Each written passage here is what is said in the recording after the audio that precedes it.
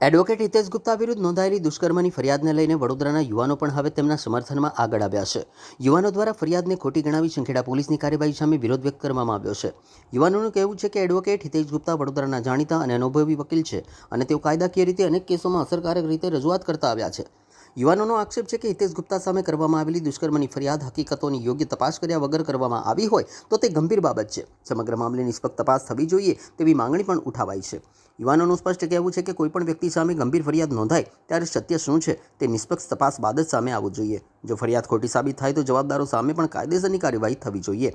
હવે આ સમગ્ર મામલે પોલીસ તપાસ કઈ દિશામાં આગળ વધે છે અને ફરિયાદ અંગે સત્ય શું બહાર આવે છે તેના પર સૌ કોઈની નજર છે।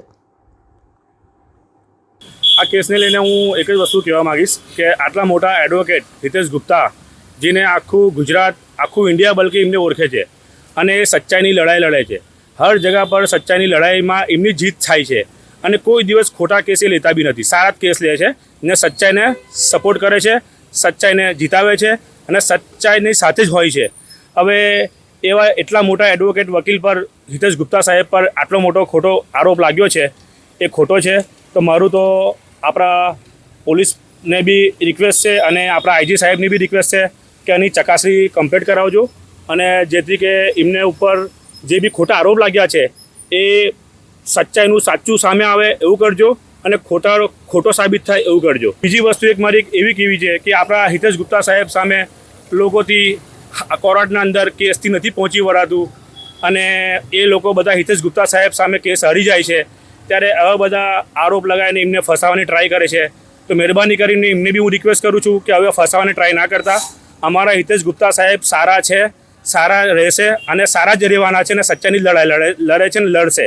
અને બીજી વસ્તુ હું એક એવી કહેવા માગું છું કે મેં મારી આંખોથી કેટલા બધા ગરીબ લોકોના બી કેસ લડતા જોયેલા છે।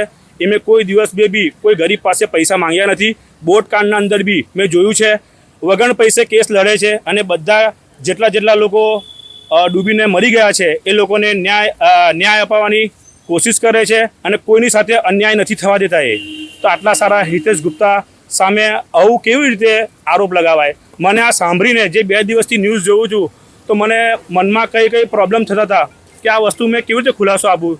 તો મારા દિલમાં જે ઇજ્જત હતી એમની અને જે આટલા સારા એડવોકેટ છે એ પ્રમાણે પછી મેં વિચાર્યું તો મારા જે મિત્ર હતા જે અભી અમે લોકો બેસીને જે ડિસ્કસ કરતા હતા કે ભાઈ આ બધું કેવું છે। એટલામાં પછી આદિલભાઈ થેન્ક યુ તમારો કે તમે મને મળ્યા।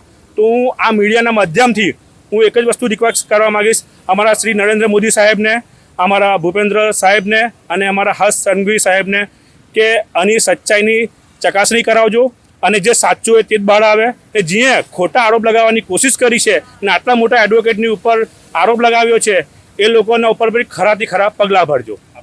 મારું નામ છે સોહેલ પટેલ।